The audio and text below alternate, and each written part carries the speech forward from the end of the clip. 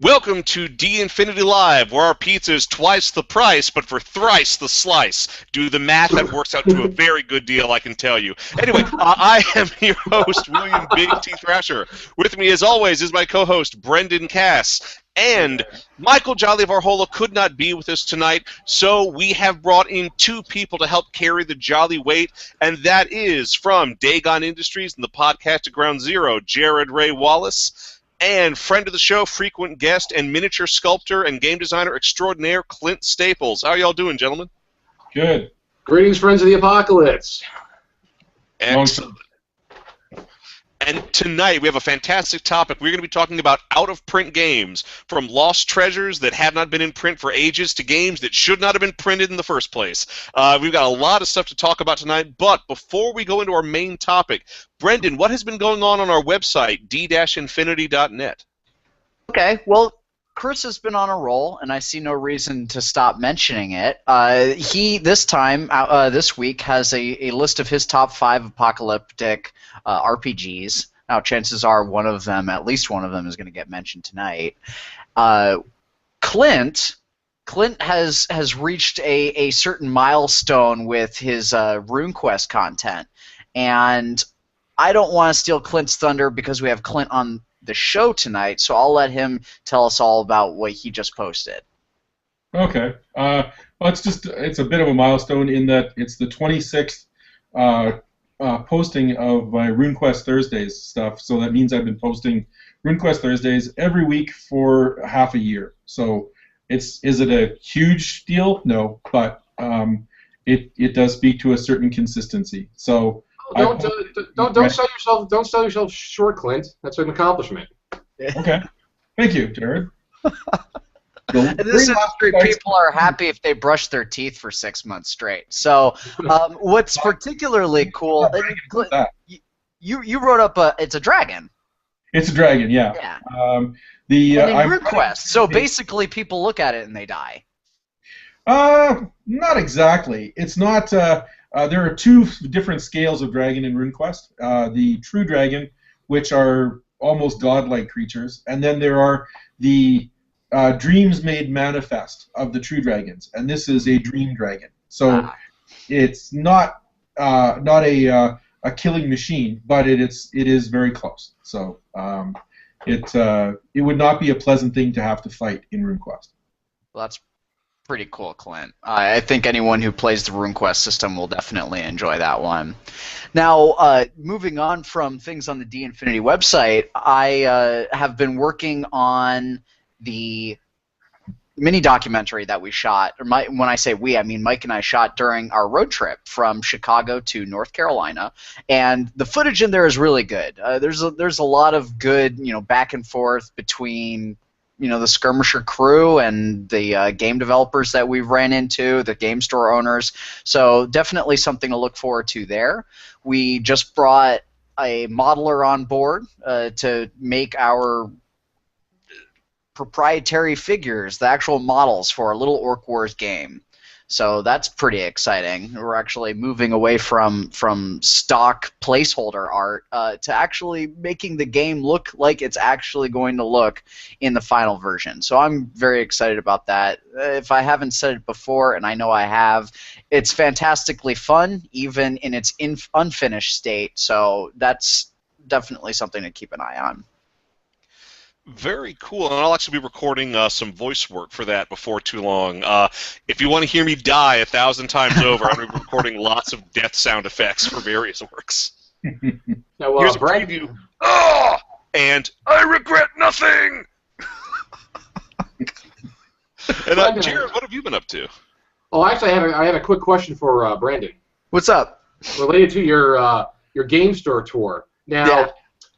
The stores that you hit along the way, were they just mainly your standard local game store, pretty more modern contemporary, or did you find any kind of like old stores that have been around for decades, and maybe they had stashes of stuff that haven't seen the light of day kind of stores, or just like kind of... Well, I mean, yeah, that's relevant to tonight's show, but we definitely did. I have to mention that each of the stores that we visited on our road trip were definitely a cut above. They were really top tier stores, just fantastic owners, fantastic spaces, really nice. Now to answer your question, Jared, yeah, I want to say specifically Game Masters in Pittsburgh.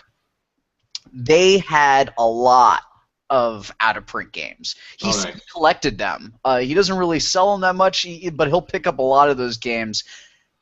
Definitely a lot of them there. But a lot of these stores seem to hang on to these things, but Game Masters in particular. Old store, owner has been involved with the industry for a really long time, has even has dabbled in game development, and has picked up a lot of games as he's gone along. Nice, yeah, because it's really hard to find. Like in the last, I think since the advent of eBay, in the last 10 to 15 years, it became very difficult to find, your hole-in-the-wall game stores that actually has stuff that's like treasures that are out of print you haven't seen in decades. That's a rarity nowadays. So if you can find something like that, it's awesome. So I was just wondering if you encountered something like that. Yeah, absolutely did. Oh, nice. So, Will, what's been going on in Dagon Industries? Not a whole lot right now because I recently moved and taking care of a lot of stuff. But I know recently, I think maybe since last time I came on, I got like a couple of new coins. I don't know if I mentioned last time I had a couple of new coins come out recently, like a Esoteric Order of Dagon coin, Anarchic Expedition coin, Esoteric Order of Dagon pendant, and I'm currently working on a Nyarlathotep coin with the whole Egyptian theme and everything. I'm just finalizing the artwork with my artist now, Heather Hudson, and then I'm going to go to print on that. And then, now that I've gotten past tax season, I can start focusing on trying to get some new stuff out by the convention season. And anything that I've mentioned that is either out or going to be coming out, of course, is available at DagonIndustries.com. Excellent. Now, Clint, what do you have going on right now? I am madly putting together things, various lists and chapters for Knights Martial of the Commonwealth, the setting for space fantasy sci-fi that I'm doing for the BASH system, the Basic Action Superheroes science fiction system, and putting out with Skirmisher. So that's been occupying about 95% of my attention. Yeah, and actually, I saw your latest post about that, the synthetic life forms. That was pretty cool. Yeah, there's no reason why player characters couldn't be synths, as they're called, but they could also act as tools, NPCs, and adversaries for that setting. So that's the way they're written up. Awesome. Well, gentlemen, you all ready for the main topic? You bet. Sure am, Will. Excellent. Well, tonight we are talking about out-of-print games, and we've all been gaming for quite a while, so we've all encountered quite a lot of them. I love out-of-print games for a number of reasons. One, I believe a good game is always good. I have far too often seen new editions that aren't necessarily as good as the old editions. And just because it's an old edition doesn't mean I'm ever going to stop playing it. If a game is good, I am always going to find a way to play it. And the other thing, as I mentioned in the Geek Culture episode, I am kind of an archaeologist. I love tracking things down. I love looking for rule books for out-of-print systems that I love. I love tracking down old and obscure copies of games. I just love the experience of going through boxes and trying to find that one thing that no one can ever find. And I'll admit, most of the time I don't find it, but it's all about the love of the chase. But how about you, Jared? What are your general thoughts on out-of-print games?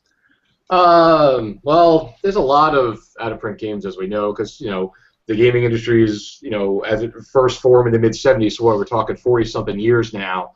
Yeah, I love out-of-print games, because, again, to prove itself that I'm an old grognard, I like my old games, get off my lawn, but there's not, there's a lot of good new games out as well, but sometimes I think myself, which, like other people, tend to gravitate towards the games that you grew up with, like those first games that you first started playing. I think everybody's guilty of that to some extent. Like some of their favorites are the first games they played and first had experience with.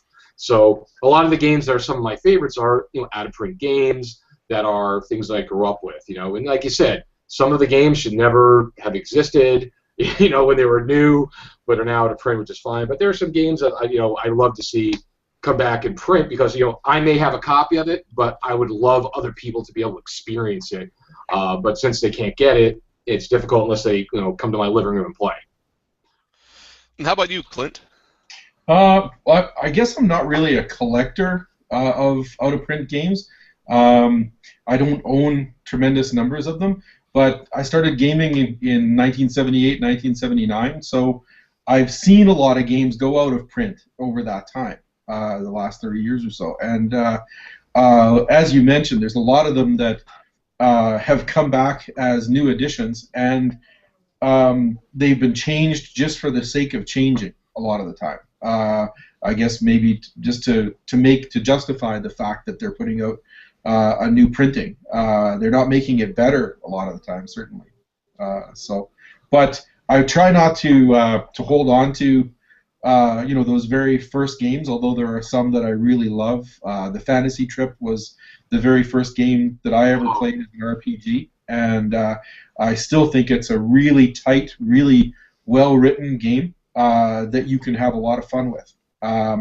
But it's just gone, and it's never coming back for a bunch of legal reasons. So that's unfortunate. But a lot of more recent games, many of them are just as good. A lot of them have changed in theory from the old days. A lot of the indie games are very different in format and mechanics, and that's okay too. But they're looking for a different kind of game experience maybe than the classic dungeon crawlers or that kind of thing. So. Yeah, like what's that, Jarred? Oh no! I was going to say, like Clint had said, that a lot of times they make it just for the sake of it, like they'll change a game, but also they'll change a game to try to, not necessarily just for the sake of changing it to justify, but also to maybe try to meet a new demographic. Sure, yeah. That's true. Because like I feel like what they did with, because we know my love of fourth edition, was it just seemed to me, oh look, it's a tactical miniature game, and they're trying to get into the World of Warcraft crowd. They kind of changed a lot to try to pull that demographic in. And again, there's nothing wrong with trying to pull in different demographics, but you got to look at, are you doing the right thing for the game? But anyway, I just wanted to add on to what Clint said about that. No, I think there's a lot of truth to that. But how about you, Brendan? What are your general thoughts on out-of-print games? Well, in my capacity as a co-owner of Skirmisher Publishing, I bring out-of-print games back into print, right? So This is H.G. Wells' Little Wars. It's probably one of the first written-down war games ever written. And, we wanted to make sure that was back in print. We wanted to make sure we did justice to it, right? So nice cover, good layout, that whole thing. And so that's part of my feeling on out-of-print games. I want to say I got started with Dungeons and Dragons, when I was like 5 or 6 in it was AD&D, so first edition D&D. I don't really remember much of that game. 5 or 6. Wow. Yeah. I'm pretty young, and my dad had to drag me along to a few games, and it sort of backfired on my mom's. So here I am publishing games now. But yeah, I don't remember much of AD&D. I like it kind of as a nostalgia thing. I don't play it anymore. Second edition is really the D&D I played the most, and I can't stand it. After having played 3.5. 3.5 probably one of those out-of-print games that I'm probably going to just keep playing perpetually because I really like the system. But I like them. A lot of these games go out of print for no good reason. Some of them go out of print because they were bad, and the company kept releasing bad games and couldn't manage to keep going. But some of these went out of print for really no good reason. Maybe they lost a license somewhere, or, legal issues, or maybe the company fell apart because of personality issues. Yeah, it could have been a small company and they couldn't afford to print stuff anymore because they were doing because it was a hobby business and they just couldn't do it anymore. Yeah, and that's when it's sad. Those games probably would have stuck around even longer if those circumstances had been different. Well, as the philosophers have said, the only constant is change. And now that I have gotten my pretension out of the way, we do have a bunch of questions from viewers. First one comes from Bryce Whitaker, who wants to know, do you ever cringe when you hear somebody is bringing back your favorite out-of-print game because you think they'll screw it up? Or at the very least, you're worried until you see the finished product. Yes. Yeah, I think that's happened to all of us. I don't cringe nearly as much as I used to, if only because I can be very loyal to old editions and old versions, and if the new version's not any good, then I won't buy it. I won't play it beyond an initial demo to test it out, and I don't have to think about it or worry about it. Maybe in a few years later, somebody will do a retro edition that's much more like what I want to play. Sure. So I used to cringe, and the impulse to cringe is still there, but I just don't cringe that much anymore. Yeah. Well, I cringe. It depends on what it is. Like, as we all know at this point what my favorite RPG is, and when I heard that they were coming out with the last edition, I cringed and was afraid because it has never been. As each edition came out, it got treated less and less nicely, and when I heard about how they made the last edition, for those of you who don't know, we're talking about Gamma World, and for the audience, but. Yeah, like when I heard about that, yeah, I absolutely cringed and was afraid. And in my opinion, I was justified and right. Sure. Well, I've always been the opinion that you're not playing this stuff competitively, unless you are. But it's not like you're going to a D&D tournament. It's not like Magic or something like that. So it really doesn't matter. If someone does end up reprinting it and does it justice, then excellent. Then you've got a new game to enjoy. But you can stick to your old one, and it doesn't make it any less valid. The rules are still there, the paper's still there, and as long as your paper is good, you can keep playing it. So I only cringe because as often as not, it's just pandering to fans, and it's just taking advantage of them. And the part where I cringe is when people wait in line, either literally or figuratively, for this new edition, and then they get betrayed. And yet they still fork over their cash every damn time. The trick always works. That's where I cringe. It's not necessarily because a company's not going to do it justice. It's hard to write a hit every time over and over and over again. It's going to happen. You're going to stumble. Oh, of course. I get upset when people let themselves get taken advantage of when something is clearly just a cash-in.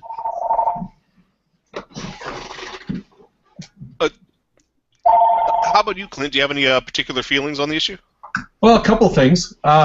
First of all, I think what Brendan's saying is true for RPGs, but less so for, say, board games or miniatures games. That's true. There are some very well-known miniatures games that have regularly, as clockwork, or at least the seasons, bent their customers over backwards and done them repeatedly with new additions, new figures, and even new base sizes, apparently, with the latest version of Warhammer 40K, for example, where everybody who's got figures suddenly has to go out and get bigger bases or some damn thing.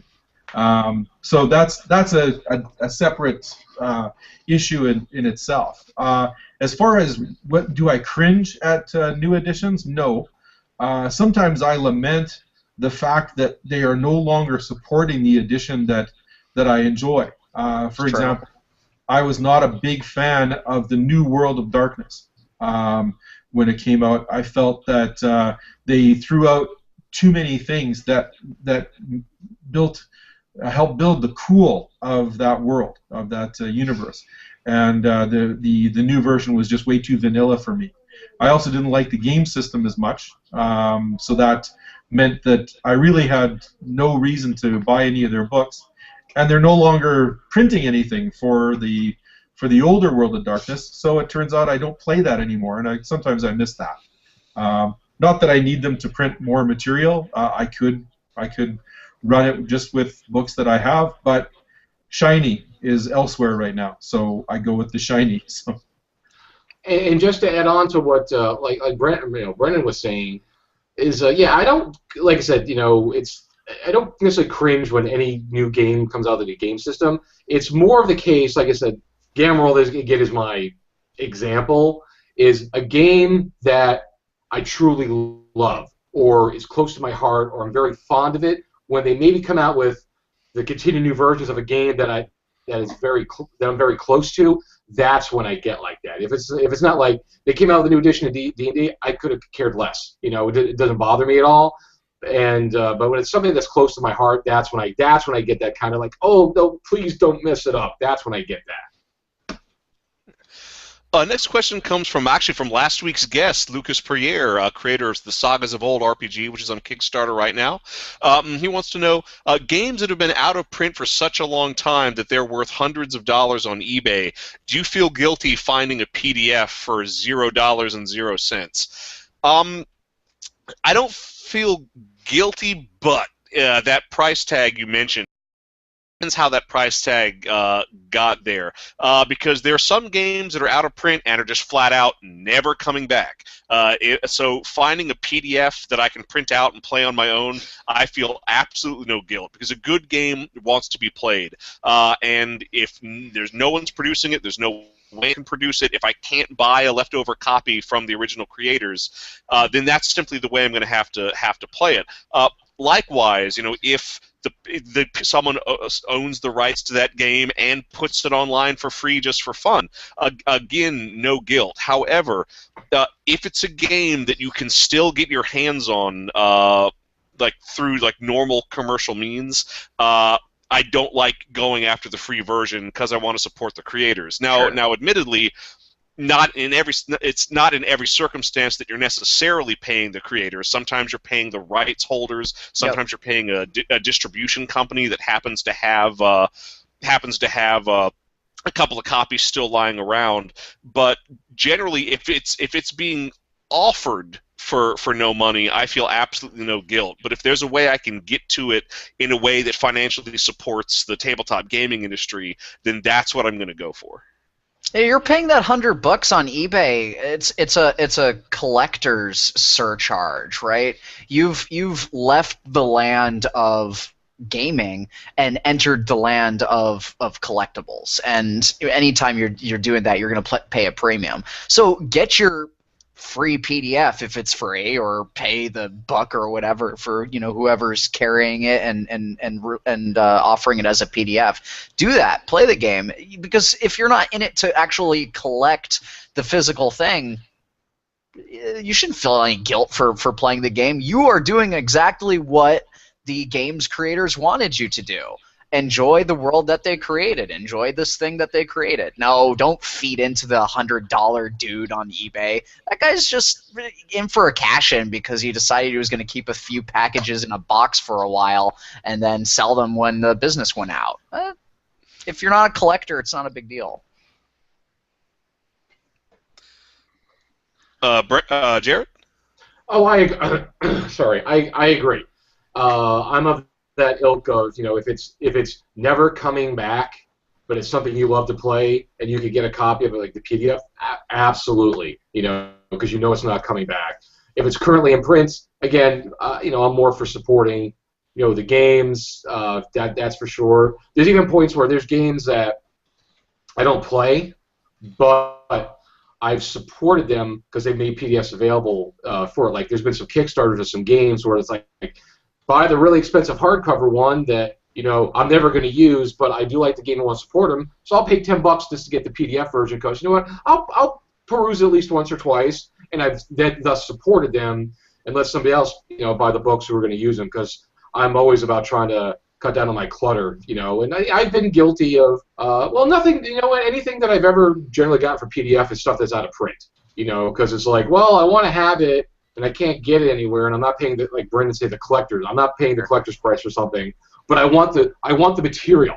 Yeah. I want to be able to see the material. So I feel, I suffer no guilt who wields it in the name of Crom. Absolutely, Yeah. And it's hard to find PDFs for some of these older games. It really is. Yeah, because somebody has to make it. Somebody has to scan it. Yeah. Yeah. So if you did that, you put your work in. You've clearly paid your dues to get that game. Clint, do you have a particular take on this? Well, looking at it from the other side of things, I think a lot of publishers, especially more recently, obviously since publishing went digital, everybody's got PDF copies waiting to go to the printer and stuff like that. Kickstarters are, as Jarred mentioned, making beta versions or playtest versions available to anybody who, very often anybody who donates $1 to the Kickstarter gets access to the PDF of the playtest version, that kind of stuff. So there are a lot of ways to get inexpensive games right now. If all you are is cheap. Free RPG Day, for example, usually has a lot of offerings, that kind of stuff. So there's really no excuse to be cheap. And we're all writers of game material, and I think we all pretty much respect copyright almost religiously for that reason, because I would just as soon not take money out of another game designer's mouth. Because I know how I feel about that kind of thing.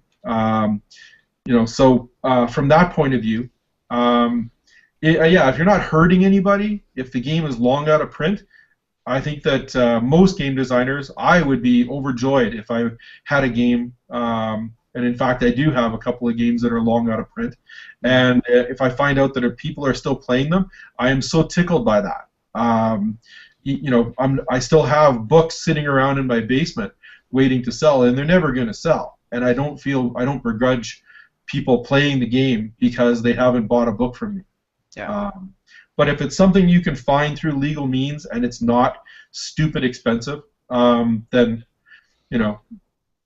spend $1, spend your money, support the industry. Absolutely. The writers are not the people getting rich in these things. That's for sure. Hell, the companies aren't the people getting rich in these things. So there are a few notable exceptions, but they are notable because they are so few. Yeah, right. There's a tremendous amount of survivor's bias in people's perceptions of the way publishing and game design works. Yeah, that's right. Sure. Yeah. All right. Well, before we go on to our next round of questions, I thought we'd do a little bit of show and tell. If any of you guys have any sort of beloved out of print games, the main one I'm going to bring up. This is one of my favorites. Is Alternity from the late '90s. As you can see, you can put the player's guide and the GM's guide together, and you get an awesome piece of panoramic artwork with the Space Marine and an alien. This. TSR came out with this back when it was still TSR, right before it was brought out by Hasbro, before third edition D20 and all that, and it was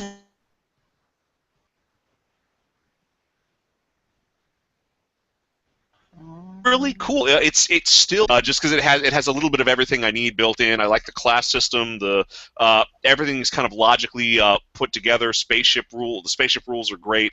And this is one of the games where if I hadn't already bought all the core books when it came out, I would be hunting those books down to this day because I really like this game, and despite the fact that it's out of print, and many people might even say obsolete with all the choices we have, I still love it, and I still get a lot of good use out of it. Sure. And I've managed to keep it in really good shape. I know people with copies that have completely fallen out of their bindings, so I'm happy that mine is mostly pristine despite, gosh, would it be over 15 years of use now? Yeah, more. I don't know, any of you have anything out of print stuff you'd like to share? Oh, I got quite a few things if you'll let me go. Oh, go for it, Jarred. One of my one of my absolute favorite games came out mid to late 90s is a Beer Pretzels card game called Plague and Pestilence. Huh. Okay. It's a simple game of in 2 to 6 players.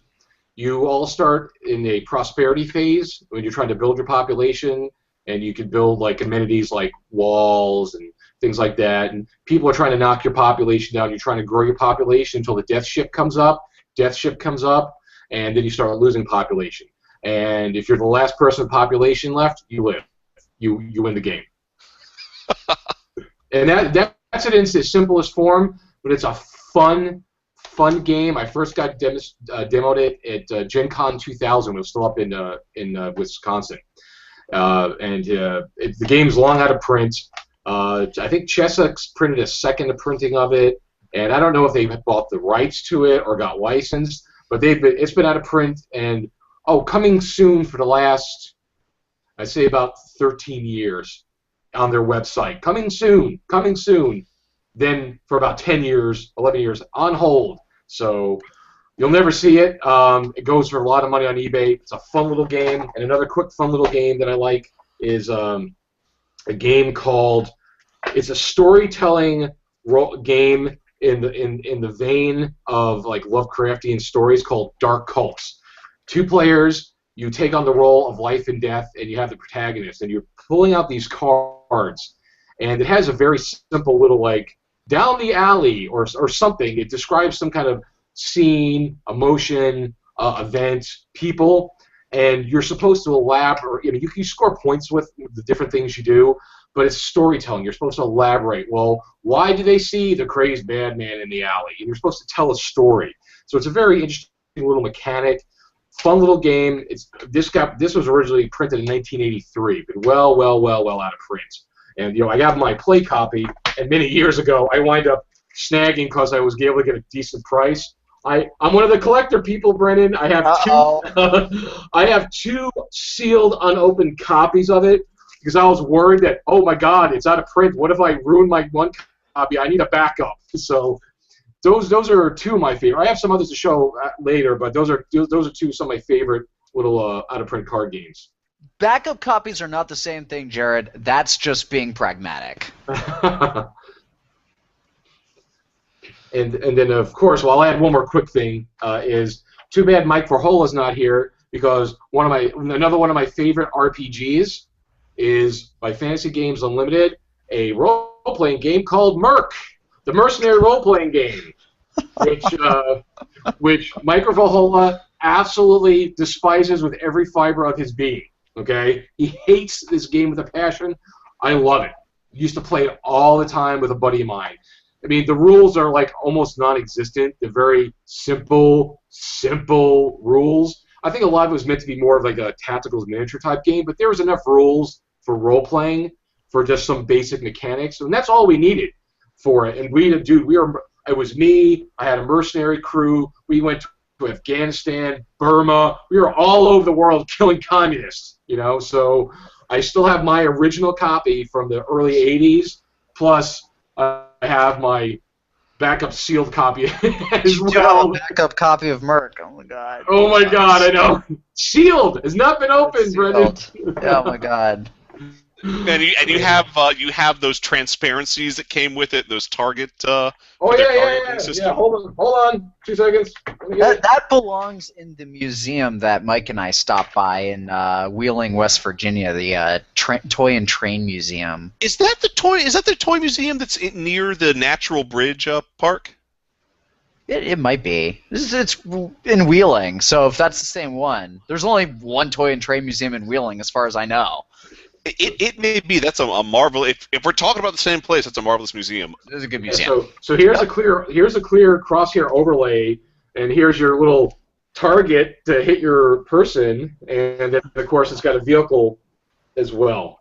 It's ridiculous. I mean, we never used it, but which is perfect, provided you want to attack a sports car or an APC. Yeah, a sports car, an APC.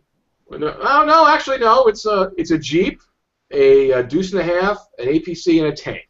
So It's all military. Thank you very much. No, but yeah, it was this again. This is something we didn't use. We just used the basic rules for the game, and then of course they came out with the supplementary book, the campaign book 1, Rhodesia. So again, this tells you how old this is. If this came out, because Rhodesia became Zimbabwe in the 70s. So this was this is pretty dated. Brendan and Clint, do either of you have any sort of beloved out-of-print games that you can either show us or tell us about?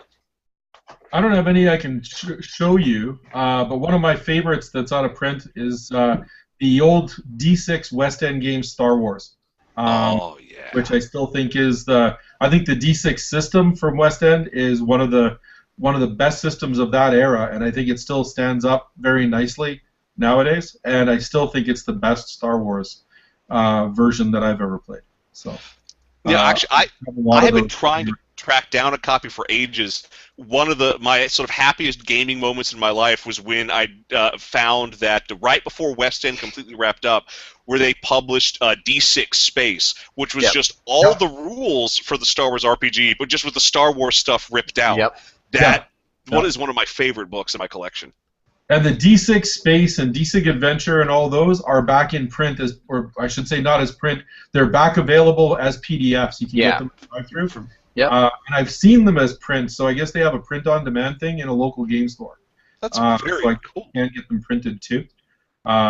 Strangely, just as West End Games was losing their license, a company contracted me to sculpt figures for Star Wars.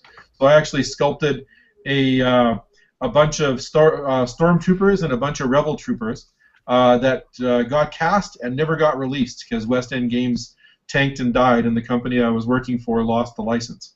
Oh, dang. I still have a bunch of those floating around somewhere, but you'll never ever see them anywhere. So. Wow. Now, how about you, Brendan? Well, so one of my favorite out-of-print RPGs is D6 Star Wars. Copycat.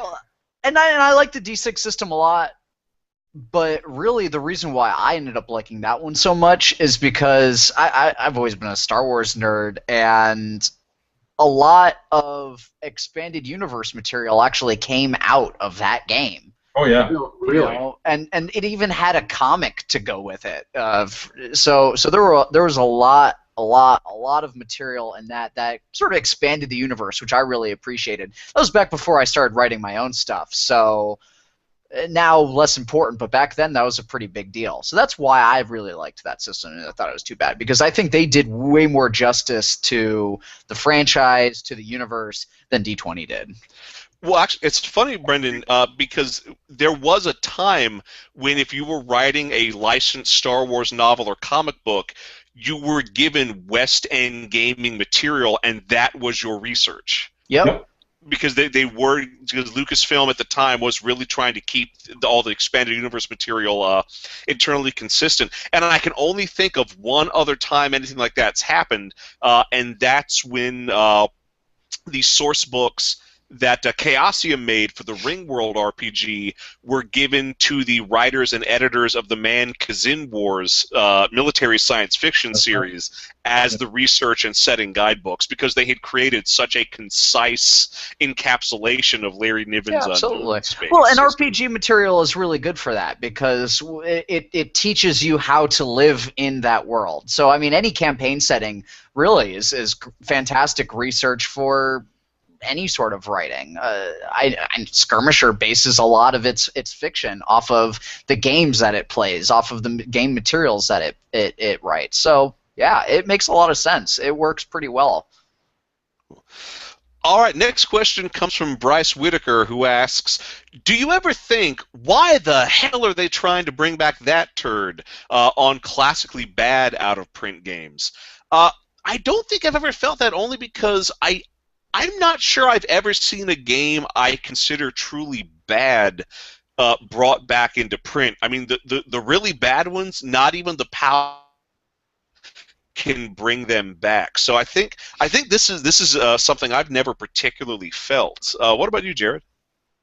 I'm kind of in the same boat as you, Will, on that one, because and anything that's really, really, really bad, it never really comes back. I mean, there's personal preferences of games I don't like, but nothing I think that's ever really bad. I think a lot of the things that are really bad have kind of stayed in the grave, But actually, my wife Sarah just messaged to remind me of one. No, there is one. Monopoly and any branded version of Monopoly. I do not understand. The only thing that keeps that thing in print is cultural momentum. It is a horribly designed game. It's also a plagiarized game. And yet it never goes away. So that's my answer, Monopoly. Anytime someone says, we're doing True Blood Monopoly, or we're doing basketball outer space Puppy Dogs Monopoly, I don't understand why the hell that exists in any way. Because they're trying to sell it to a demographic. Yeah. It's as simple as that. People like puppies, so they're going to buy the puppy version of Monopoly. People like Hello Kitty, they're going to buy the Hello Kitty version of Monopoly. I think that's just, it's a matter of economics. I think that's all it is. I would rather play Hello Kitty Settlers of Catan. That would be kick-ass. I don't want to play Hello Kitty Monopoly. How about you, Clint? I don't really think that there's that many really, really bad games that become famous enough that I give a crap. I try not to spend too much time thinking about all the failures in the gaming industry, because there's a lot of them. I'm not, like I said, I'm not a collector per se. So why worry about the really bad ones? There's enough good ones out there that I can't afford to buy them all, or even if I could, I can't afford to play them all. Certainly, I just don't have the time to play them all. So why should I give any concern whatsoever to whether some clown is bringing out a second edition of a really crappy piece of work? Brendan? So, a couple episodes ago, I mentioned an RPG called Fatal. It's an acronym, so it's kind of renowned for being terrible. It had a second edition, so that's really one of those situations where it's less, me wondering, why are they trying to bring that back? More, stop trying to make it a thing. It'll never be a thing. Just give up. So yeah, it has a second edition. Makes you wonder why the reception of the first edition wasn't very good. Second edition reception wasn't very good. It's a horrible game. It's an offensive game. Truly. Yeah. Well, I feel like that game exists to troll gamers. And that might be the case. That might be the person's intent. And you know what? Ended up probably receiving so much attention from the first one. That's why the second edition came about. Could be. Well, if you can't be good, at least be notorious, right? Right. What was, well, I was trying to think. You're saying an offensive game to troll. There was a game.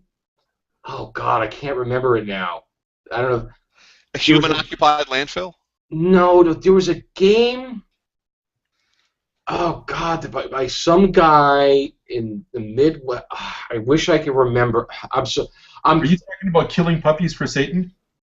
No, there was some. You guys just stringing words together? Like No.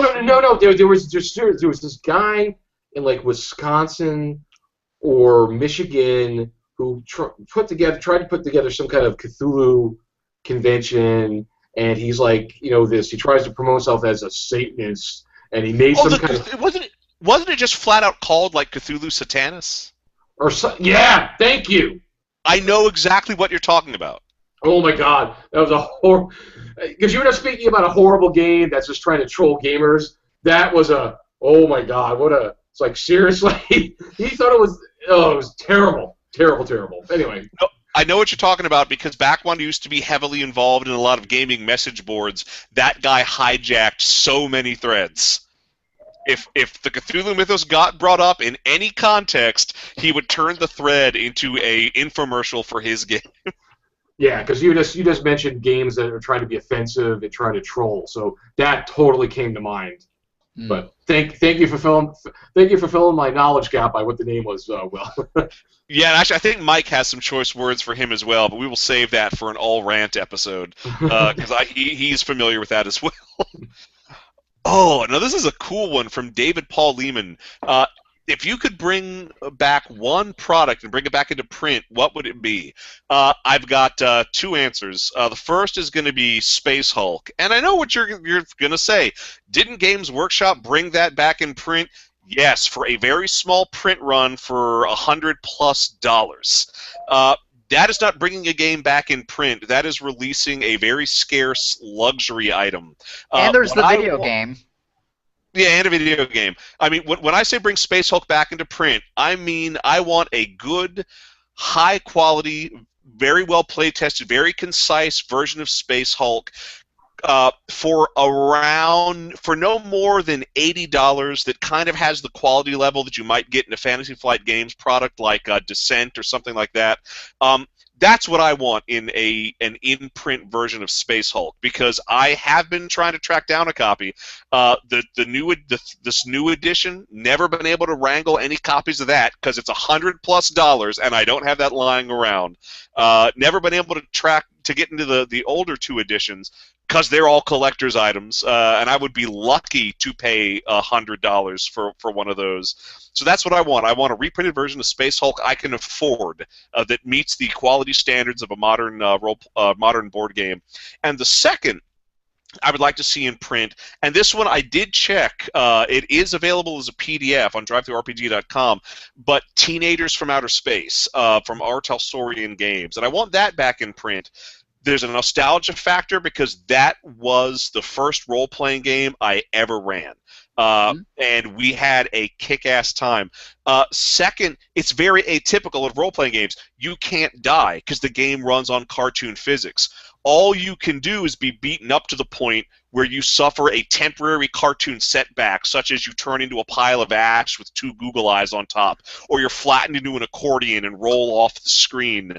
But it's cool because anything that would kill you, you just come back at the beginning of the next scene completely fine. And in fact, that's the only thing that can heal you is getting what they call bonked. And it's also just a fun premise. Humans and aliens going to the same high school and dealing with all sorts of crazy crap.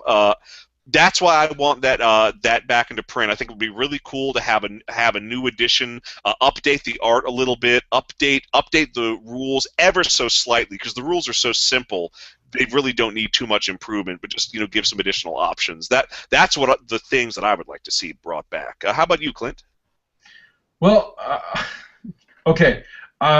This is something that I would really like to see, but I don't know whether I want to have a new edition or whether I want to buy it because I've never seen it. I know it exists, and I know I want it, but I don't know whether I would want it once I've read it. It's the Dune RPG. Ooh. It came out, and it was the license almost immediately lapsed. If I had a spare $282, I could go on eBay and buy one, but I don't. So I'm not going to do that.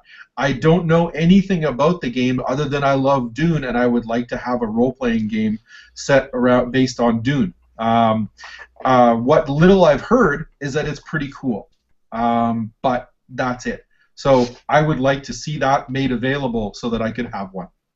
Yeah, I've heard that it was a very good game. One of my biggest regrets as a gamer, I had the chance to buy it during that narrow window when it came out because the publishers were at Gen Con that year and they had copies.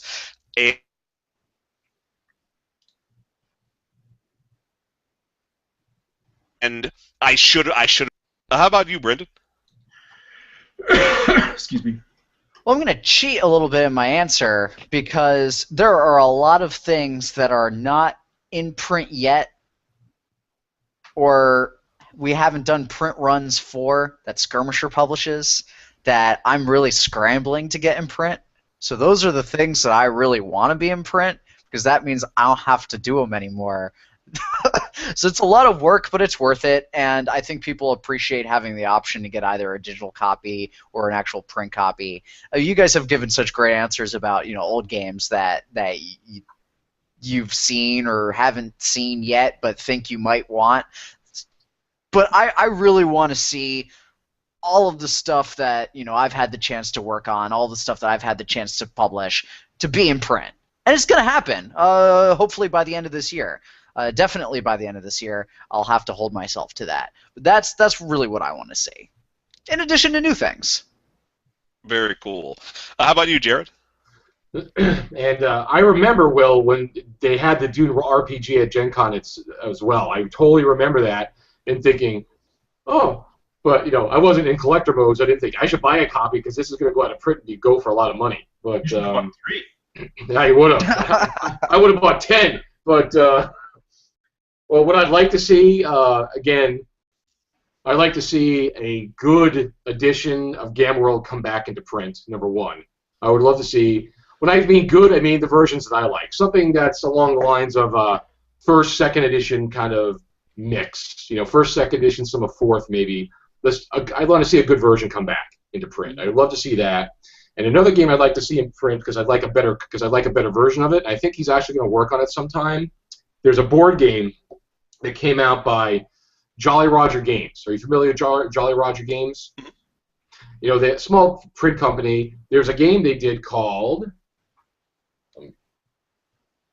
Mall of America. Mall of America. It's a zombie board game. Now this came out in the late '90s, well before zombies came out. I applaud them effort for keeping that franchise going, but I'm not a particular fan of the game of zombies itself. But Mall of America was a great game because it had a time limit. It was like it was just a very simple game, but unfortunately it suffered from bad components, very low quality components. He spent most of his production money making his box because this box is huge and thick because he was a Warhammer player and he wanted to make a big giant box because he was going to come out with all these expansions and then you could put all your components into one box. So he spent way too much money on his box and not enough money on his components. Ooh. Print cards that tore apart, poorly printed maps, but it's a fun game. I've actually communicated, because I used to talk to him, he used to come to Gen Con. I communicated with him recently because he just did a reprint of Stalin, I think it was. I think he did a Kickstarter of that. It was a game, and he said he was going to be doing a Kickstarter for a newer, improved version of Mall of America, so I'm keeping my fingers crossed that he will do that, like he said, because I would love a nice quality new version of this game, and because I love other people to be able to experience it. All right, and our final question for the show comes once again from David Paul Lehman, and this is a great question to go out on. With crossovers and mashups being so popular these days, if you could combine two out-of-print games or an out-of-print game and an in-print game, what would you combine? I know my answer. I want to take first edition Shadowrun, the most 1980s of 1980s cyberpunk games. Mm-hmm. I want to take that setting, that ethos, that feel, that aesthetic, but combine that with the ease of play of the D6 Star Wars system. So I want super over-the-top 1980s style cyberpunk combined with a pulp sci-fi system from D6 Star Wars. That is what I would most like to play. How about you, Brendan? Ooh, what games would I combine? Well, I mean, in a lot of ways, the newest edition of D&D is kind of a combination between 3.5 and AD&D, in a good way, which is nice. I think that's good, but it's already been done, so it's not really an answer. So let me think. Things that are out of print. Well, I want. Let's see. I really want something sort of gritty, kind of like RuneQuest, something gritty and unforgiving. Since we're talking about Star Wars, I'm going to talk about all of the out-of-print Star Wars genre games that we've got. And this is something that I think Disney's got the opportunity to license out for and should do it. Something gritty and dark that probably explores more of those elements in that universe. That would be pretty cool. Yeah. I mean, I could keep coming up with new cocktails for different games that I like, but yeah, something like that would be pretty neat. How about you, Jared? That's a very good question, and I don't really have I don't have an immediate answer for that. You know what? Actually, what might be good is, again, back to Gamma World, like maybe an edition of Gamma World with a system which I'm a fan of, is the Unis system by Eden Studios. Mm. He's making a face. He doesn't like it. I like the system. I think it's a decent system. I think it's pretty simple, straightforward, and I think like maybe Gamma World with like a system like that, like a little bit easier to use system, I think would be like a good matchup for me. No, I approve of that. All Flesh Must Be Eaten is one of my favorite games. It's a Unisystem through and through. Yep. How about you, Clint? I don't really have an answer that is exactly what Mr. Lehman was looking for, I don't think. So I guess I'm going to cop out and say I'm kind of doing that with the Knights Marshal of the Commonwealth. I'm trying to take my love of medieval and Dark Ages history and transport it into a science fiction setting. And so it's a retro science fiction setting, but it's not retro as in ray guns and bubble helmets and stuff like that. It's retro in that it's more like knights and Vikings and berserkers and stuff like that, at the same time as there's also synthetic humanoids and artificial intelligences and stuff like that in a very active space opera style setting, not really heavily stressing the intrigue or political machinations, although those are there and possible. But it's definitely intended to be more of an active setting, because that's what I really like about sci-fi games, not so much the empire building and that kind of stuff. So more of a Star Wars or Guardians of the Galaxy kind of feel than something that sort of plods along, So that's me. Very cool. Well, ladies and gentlemen, we have had a fantastic discussion about out-of-print games, and that just leaves us with our final thoughts. And my own final thought, just to get a little bit wistful, I realize that any game I work on, and I've worked on a few, there will come a time when that game is out of print. But that will be worth it so long as people have played them and enjoyed them. They don't have to keep playing them and enjoying them off into eternity, although that would be awesome. But if anybody's gotten any kind of enjoyment out of it, it has been well worth it. How about you, Brendan? Actually, on this particular subject, I have to say, with distribution in this industry as difficult as it is, and game designers not really being businessmen or businesswomen, as is often can very often be the case, try to hunt down the publisher and shoot them a message, because you'd be surprised what they do actually have lying around, and it's just sitting there, like Clint says, in a basement, and nobody's asking about it, and people just think it's out of print and it's unavailable because the distributors don't carry it anymore. I can't tell you how many people have gotten in touch with Skirmisher asking if such and such a thing was available or not, and maybe it was out of print and we didn't have stock, but I set it up to print for on-demand printing, and they were able to get a copy. Or maybe we did have it in the garage and we were able to ship it over to them. Get in touch with them. It might still exist, and you'll never know unless you ask. Very cool. And how about you, Clint? Final thoughts? Sorry, me or Jared? Clint. You, Clint. Okay, sorry. Yeah, I agree totally with Brendan on that.